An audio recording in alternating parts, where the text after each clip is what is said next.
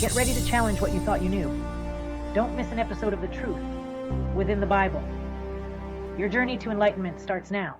Welcome back, my friends. We will start in chapter 38 today. But first, to catch you up, I need to give you the 30-second recap of the last video. The last video covered Genesis chapters 35, 36, and 37. Here's a quick summary.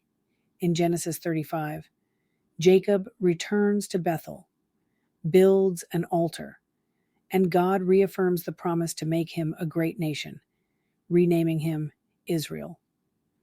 Rachel dies giving birth to Benjamin. Isaac dies at 180 and is buried by Jacob and Esau. In Genesis 36, this chapter lists Esau's descendants, the Edomites, and their chiefs and kings in the land of Seir. And finally, in Genesis 37, Joseph, Jacob's favored son, dreams of ruling over his family, sparking jealousy. His brothers sell him into slavery in Egypt, deceiving Jacob into thinking he's dead. Let's jump right in then to Genesis chapter 38, verse 1. And it came to pass at that time that Judah went down from his brethren, and turned in to a certain Adullamite, whose name was Hirah. Meaning a noble race, verse 2. And Judah saw there a daughter of a certain Canaanite, whose name was Shua. And he took her, and went in unto her. Verse 3. And she conceived, and bare a son, and he called his name This is Judah through the Christ child is supposed to come. He's married this Canaanite woman. As bad as Esau. Verse 4. And she conceived again, and bare a son, and she called his name Onan. Onan means strong. Verse 5. And she yet again conceived, and bare a son, and called his name Shelah. And he was at Shezib when she bare him. Shelah, which means petition. And he was at Shezib. Shezib means lying or a falsehood.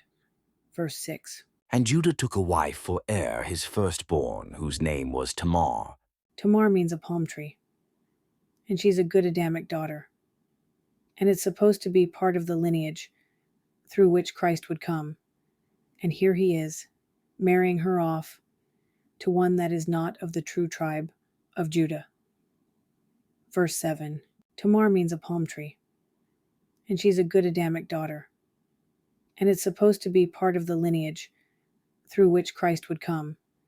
And here he is, marrying her off to one that is not of the true tribe of Judah.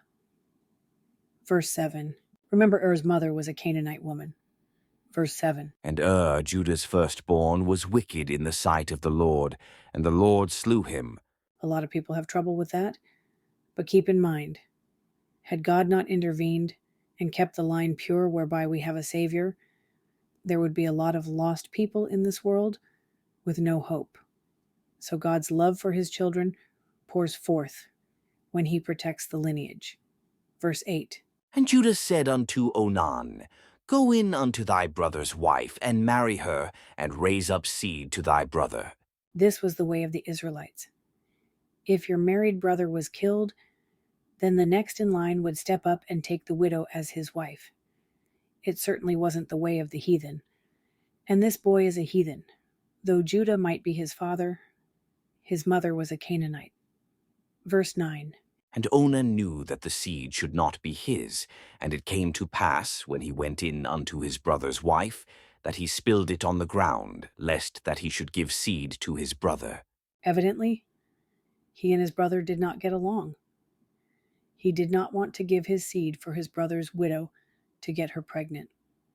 Verse 10. And the thing which he did displeased the Lord, wherefore he slew him also. God took him out also, protecting Tamar and that bloodline. Verse 11. Then said Judah to Tamar his daughter-in-law, Remain a widow at thy father's house, till Shelah my son be grown. For he said, Lest peradventure he die also, as his brethren did. And Tamar went and dwelt in her father's house. Now, Judah's line, he has no intention of giving Shelah to Tamar. One thing would be quite a bit of difference in the age, and no doubt, after losing two, he's a little concerned. Verse 12. And in process of time the daughter of Shua Judah's wife died, and Judah was comforted, and went up unto his sheep-shearers to Timnath, he and his friend Hira the Adulamite. Verse 13. And it was told Tamar, saying, Behold, thy father-in-law goeth up to Timnath to shear his sheep. Verse 14. And she put her widow's garments off from her, and covered her with a veil, and wrapped herself, and sat in an open place, which is by the way to Timnath. For she saw that Shelah was grown, and she was not given unto him to wife. In other words, Judah was lying to her about Shelah, so she's going to use a little covert activity here. Verse 15. When Judah saw her, he thought her to be an harlot, because she had covered her face. Verse 16. And he turned unto her by the way, and said, Go to, I pray thee, let me come in unto thee, for he knew not that she was his daughter-in-law. And she said, What wilt thou give me, that thou mayest come in unto me? What do you intend to pay me with? Verse 17. And he said, I will send thee a kid from the flock. And she said, Wilt thou give me a pledge till thou send it? In other words, there's no credit given here, she said. I want something in hand so that I can prove that you owe me. Verse 18. And he said, What pledge shall I give thee? And she said, Thy signet, and thy bracelets, and thy staff that is in thine hand. And he gave it her, and came in unto her, and she conceived by him. What has Tamar done here? Do you know what a signet is? It's a ring where you seal your authority. That's so that the seal of Judah is there, and it means that's his. That's like signing. And the bracelets of the head of the house, and his staff, which is what he rules with. So she's called for the right things, and she has them in her custody. There can't be any doubt about who's who and what's what. Verse 19. And she arose and went away, and laid by her veil from her, and put on the garments of her widowhood. Verse 20. And Judah sent the kid by the hand of his friend the Adulamite, to receive his pledge from the woman's hand. But he found her not. Verse 21. Then he asked the men of that place, saying, Where is the harlot that was openly by the wayside? And they said, There was no harlot in this place. Verse 22. And he returned to Judah, and said, I cannot find her. And also the men of the place said, that there was no harlot in this place. Now Judah has a problem. You know, a signet was what you put in the wax to seal a letter officially. So this is a very important thing. Your signet. That's like your signature today. And your staff, of course, is the lordship. So he's got a problem. They're gone. Verse 23. And Judah said, Let her take it to her, lest we be shamed. Behold, I sent this kid, and thou hast not found her. In other words, I kept my end of the bargain. Let's just hush this up. He was ashamed. Verse 24.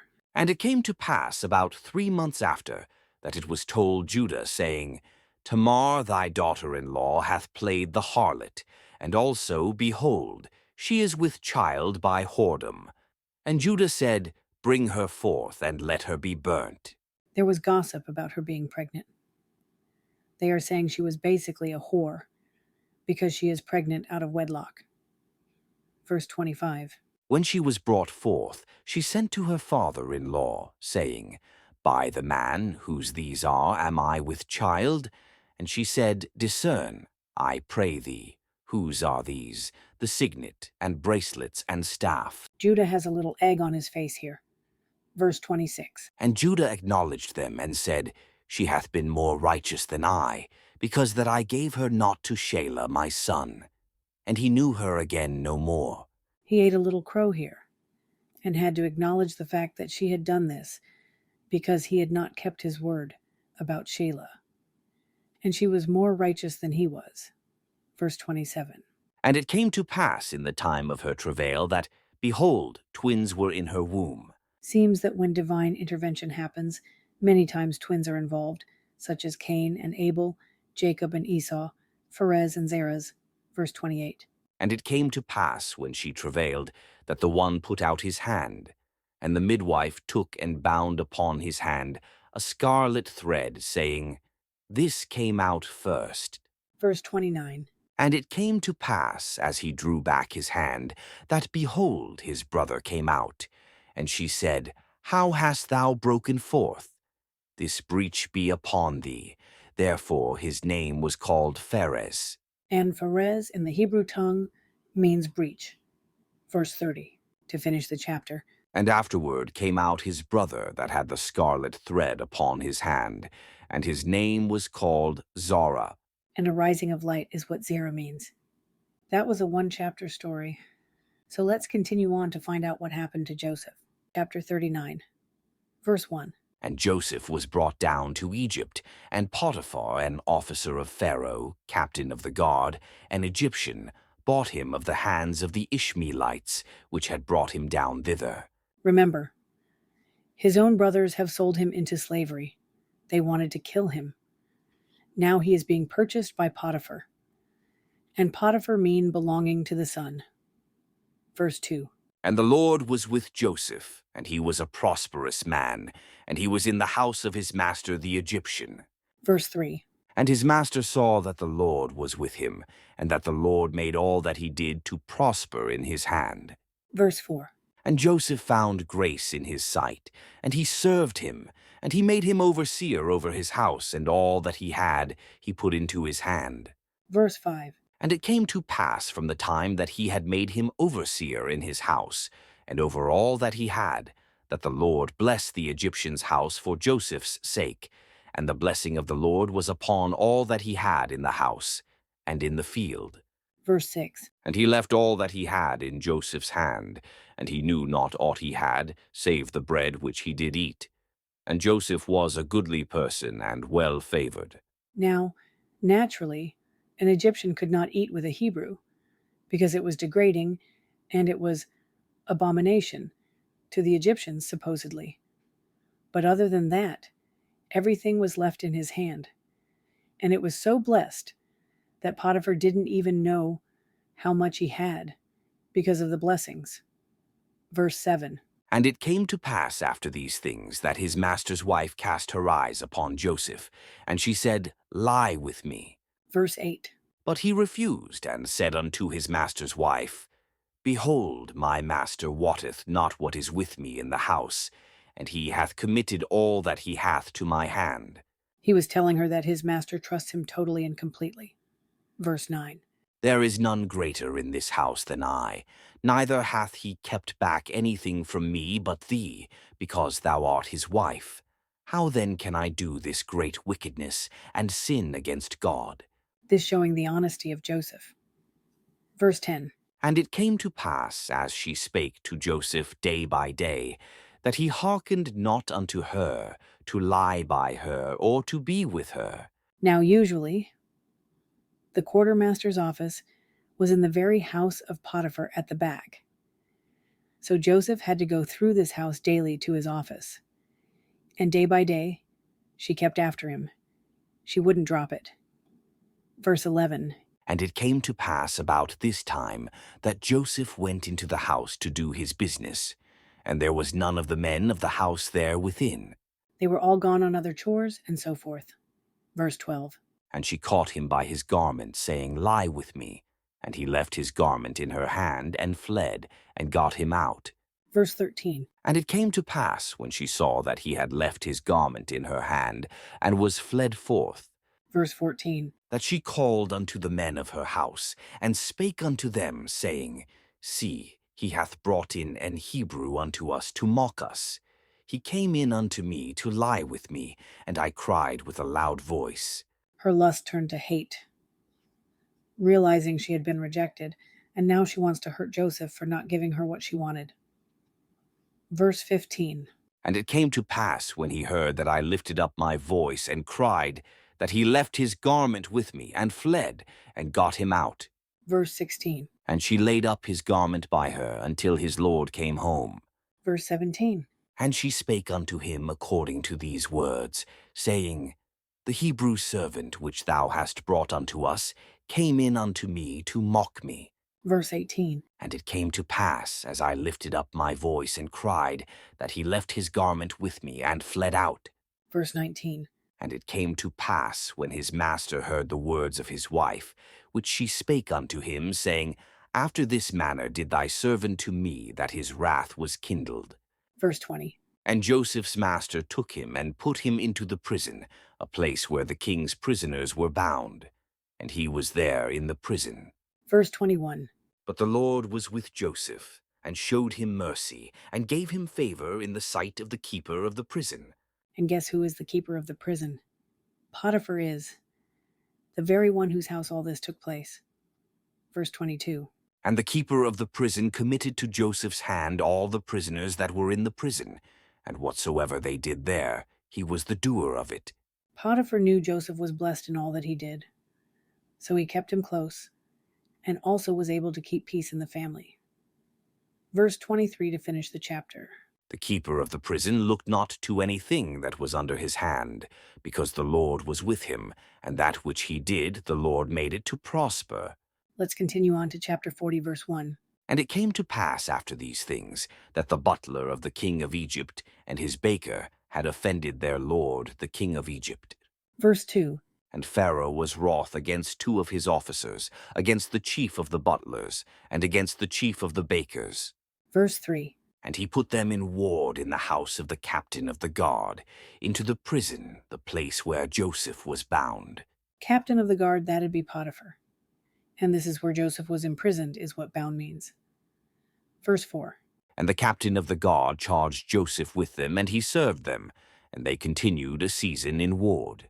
Verse 5. And they dreamed a dream, both of them, each man his dream in one night, each man according to the interpretation of his dream, the butler and the baker of the king of Egypt, which were bound in the prison.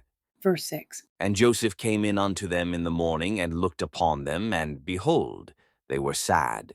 Verse 7. And he asked Pharaoh's officers that were with him in the ward of his lord's house, saying, Wherefore look ye so sadly today? Verse 8. And they said unto him, We have dreamed a dream, and there is no interpreter of it. And Joseph said unto them, Do not interpretations belong to God? Tell me them, I pray you. Verse 9. And the chief butler told his dream to Joseph, and said to him, In my dream, behold, a vine was before me. Verse 10. And in the vine were 3 branches, and it was as though it budded, and her blossoms shot forth, and the clusters thereof brought forth ripe grapes.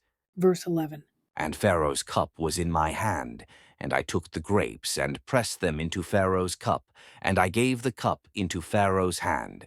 Verse 12. And Joseph said unto him, This is the interpretation of it. The 3 branches are 3 days. Verse 13. Yet within 3 days shall Pharaoh lift up thine head, and restore thee unto thy place. And thou shalt deliver Pharaoh's cup into his hand, after the former manner when thou wast his butler. Verse 14. But think on me when it shall be well with thee, and show kindness, I pray thee, unto me, and make mention of me unto Pharaoh, and bring me out of this house. Put in a good word for him, and get him out of the prison. Verse 15. For indeed I was stolen away out of the land of the Hebrews, and here also have I done nothing that they should put me into the dungeon. Verse 16. When the chief baker saw that the interpretation was good, he said unto Joseph, I also was in my dream, and, behold, I had 3 white baskets on my head. Verse 17. And in the uppermost basket there was of all manner of bake meats for Pharaoh, and the birds did eat them out of the basket upon my head. Verse 18. And Joseph answered and said, This is the interpretation thereof. The 3 baskets are 3 days. Verse 19. Yet within 3 days shall Pharaoh lift up thy head from off thee, and shall hang thee on a tree, and the birds shall eat thy flesh from off thee. Verse 20. And it came to pass the 3rd day, which was Pharaoh's birthday, that he made a feast unto all his servants, and he lifted up the head of the chief butler and of the chief baker among his servants. Brought them out of the prison. Verse 21. And he restored the chief butler unto his butlership again, and he gave the cup into Pharaoh's hand. Verse 22. But he hanged the chief baker, as Joseph had interpreted to them. The birds taking from the basket. Then the hanging from the tree was just as Joseph interpreted it. The chief baker was stealing from Pharaoh and was hanged, and the chief butler got his job back. Verse 23 to finish the chapter. Yet did not the chief butler remember Joseph, but forgat him. Well, the butler forgot Joseph because he is just a man. But God will never forget. God will never forget you nor forsake you. Let's end this video here. In the next video, we will start with Genesis chapter 41. Until then, stay strong, my friends.